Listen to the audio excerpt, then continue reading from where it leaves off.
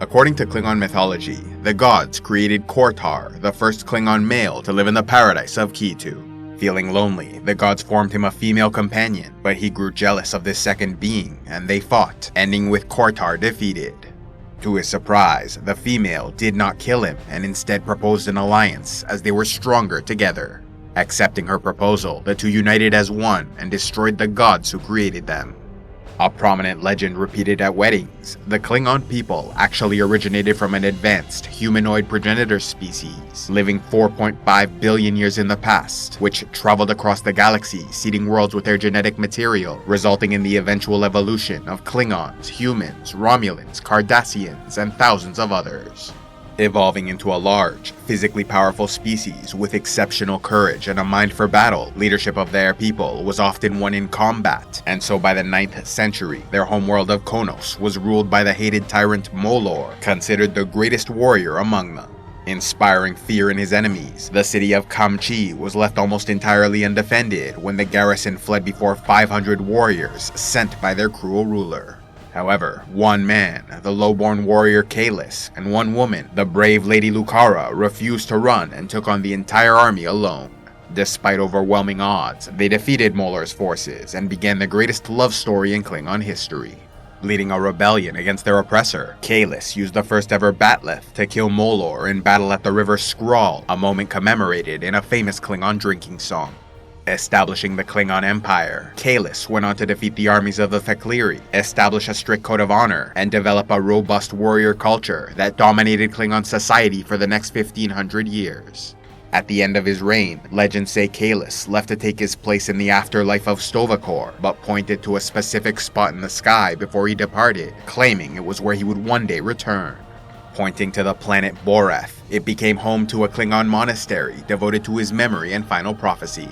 Though most were happy to see an end to Molor's reign, he was nevertheless remembered as a great warrior, with some even forming the followers of Molor, remaining loyal to his memory. Nevertheless, his time was over, and so under Emperor Kahless the Unforgettable and the Imperial dynasties that followed, Konos developed into a feudal society, with power residing in the noble class, whose families comprised the great houses of the Klingon Empire. From among this aristocracy, a select few served on the High Council, led by a chancellor, aiding the emperor in governing his empire.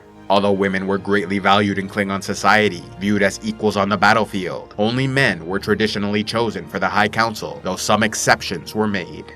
Enamored with their identity as a warrior culture, the need for battle was a constant source of division for their people, leading great houses to war against each other, and so emperors directed their fury outward, allowing the empire to expand drastically, conquering and subjugating any who resisted. Over most of the next 1500 years, the Klingon Empire was ruled by a series of authoritarian leaders, including men like Emperor Sompek, remembered for his conquest of Tongvae, ordering the entire population massacred and city burned, Emperor Murek, who introduced blunted bat'leths into practice training so his warriors killed their enemies rather than each other, and Chancellor Moga, in power during the Second Empire, when he sent a fleet of ships into Breen's space which were never heard from again. In the 14th century, the Empire was attacked and looted by the Herc species, hailing from the Gamma Quadrant, stealing many priceless treasures like the original bat'leth of Kahless. Recovering as best they could, it was possible the Klingons reverse-engineered Herc technology to create their warp drives, though it was believed they did not fully achieve high-speed warp travel until after the mid-20th century. For a brief time, the Empire suffered a drastic change in government when General Katrellin assassinated Emperor Raklaw and put the Imperial family to death. The next decade saw the Empire ruled by a council elected by the people, which introduced several notable reforms. However, the Dark Time, as it was later called, was soon replaced by a return to authoritarian dictatorship and the rise of a third dynasty, which took the names and titles of the last imperial family to create the illusion of an unbroken line. As the centuries went on, the role of their all-powerful emperor diminished, and by the 21st century, the position was abandoned altogether, leaving the empire in the hands of the High Council and Chancellor. Many believe the decline of their honor-bound society began with the end of imperial rule, but whatever the cause, as time passed and the empire expanded, the old traditions set forth by Kahless were ignored, seeing Klingon leaders more concerned with using politics and war to satiate their greed, sacrificing the good of the empire for individual ambitions. Expanding greatly throughout the 22nd and 23rd centuries, the Empire was considered both a beta and alpha quadrant power, conquering those near their borders while establishing relationships, both positive and negative, with more distant and substantial states.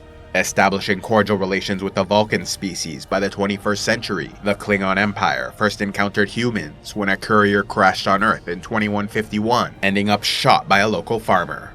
With Earth's allies the Vulcans negotiating a deal to prevent war, Captain Archer brought the courier to the Empire, where he delivered a message encoded in his DNA that averted a civil war among the Great Houses.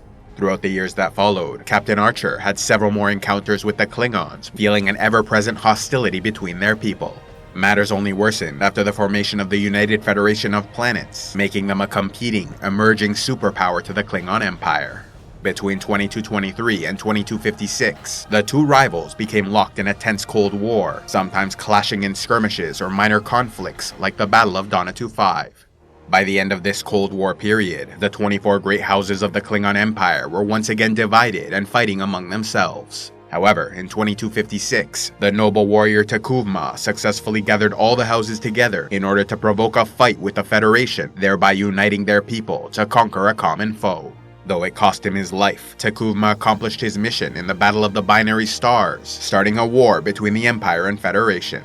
Yet their unity did not last long after his death, and their great houses again fractured, with each faction competing to do the most damage possible to their enemies. After a year of fighting, the Federation lost a third of their fleet and were on the verge of losing the war, so Starfleet authorized a secret mission to plant a hydro bomb in a volcano on Konos to destroy the planet. Yet when the crew of the USS Discovery learned what was happening, they made a deal with the Klingon L'Rell, a wise disciple of T'Kuvma, giving her the detonator, which she used as leverage against the High Council to be chosen Chancellor and make peace with the Federation.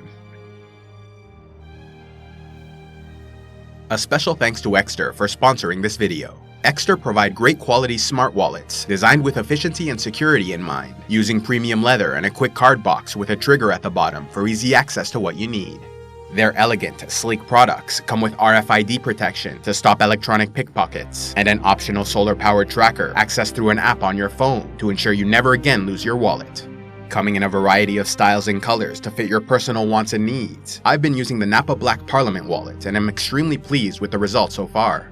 At first, I was hesitant about changing from my old, enormous George Costanza type wallet, filled with useless cards and receipts I had no actual use for, since the Parliament is definitely a more minimalist wallet with limited room, meaning I had to get rid of most of the stuff I carried around. But to my surprise, I was thrilled with the result, realizing that I actually only use a few cards on a regular basis, and don't carry around much cash anymore, since almost everything can be paid with debit or credit cards. From my experience, I found that I can fit 4 embossed cards, like debit or credit cards, in the quick card box, and 2 more in the opening panel, while cash goes in the strap in the center. Then on the back, there's a spot for 1 more card, and that's where I put the awesome solar-powered tracker that will no doubt save me tons of anxiety in the future, as I tend to lose my wallet all the time.